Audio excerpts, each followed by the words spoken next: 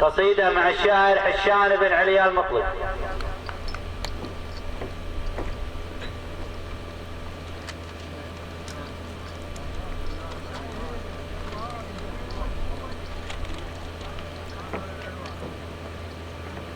السلام عليكم ورحمة الله وبركاته.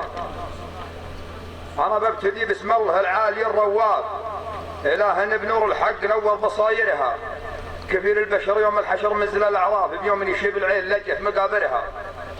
بعد ذكر ربي إياه يوسف كل والقاف، تباري وهاتي جزل ما في ضمايرها. سلامي عليكم يا الدرهم عدد من طاف، سلامي على الأخطيه غايب وحاضرها.